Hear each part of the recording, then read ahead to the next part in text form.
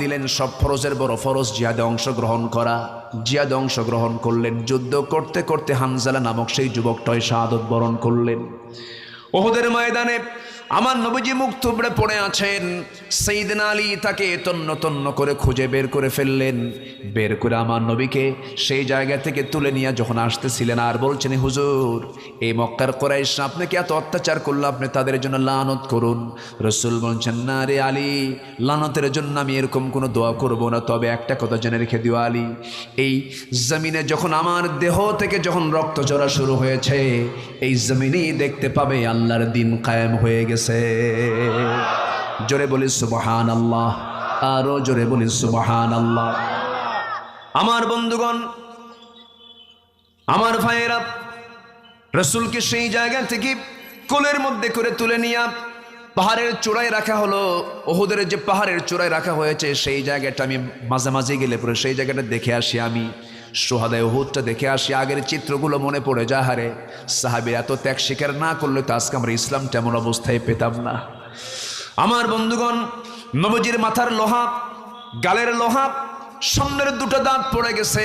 নবীজি মিষ্টিগুলো খেয়েছেন, হালুয়াগুলো খেয়েছেন, দাঁত ভাঙ্গার আগে না দাঁত ভাঙ্গার পরে? হালুয়া খেয়েছেন, নরম নরম করে দিয়েছে, সেই সময় তিনি খেয়েছেন। দাঁত আপনার ভাঙলেই না আপনি হালুয়া খাওয়া শুরু করছেন। আমার বন্ধুগণ, আমার নবীজি লোহাবিদ্ধ অবস্থায় পড়ে আছেন। উবাইদ ইবনুল জাররাহ রাদিয়াল্লাহু তাআলা আনহু নবীর পাশে আস্তে করে বসে আছেন। নবীর মাথার লোহা দেখে উবাইদ ইবনুল জাররাহ কাঁদতে কাঁদতে অস্থির হয়ে যাচ্ছে।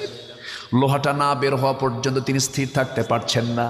আমার নবীজির মুখে, আমার নবীজির কপালে সেই বিদ্ধ লোহাটা হাত দিয়ে টান দিয়ে খুলবেন, কিন্তু পারতেছেন না। নবীজি মুখ থেকে আওয়াজ বের করছেন, কষ্ট পাচ্ছেন। আস্তে টান দিয়ে কাজ হবে না, কীভাবে টান দিতে হবে? সোজা উবাইদা করলেন কি, নিজের দাঁতটা লাগায় দিলেন, এত জোরে টান মারলেন সামনের দুটো দাঁত ভেঙে গেল।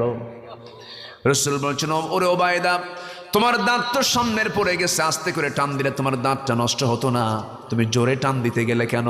সঙ্গে সঙ্গে বলছে, হুজুর আমি উবাইদা আপনাকে বলছি আল্লাহর কসম করে, আমার দুইটা দাঁত কেন, আপনার মহব্বত আমার কলিজা ছেড়ে দেব, আমার কোনো কষ্ট হবে না। আমার নবীজির গাল থেকে শিরস্ত্রাণের লোহা যখন বের করছিলেন, ফিঙ্কি দিয়ে দিয়ে রক্তগুলো গড়ে গড়ে পড়ছিল। আমার নবীজি কষ্ট পাচ্ছেন।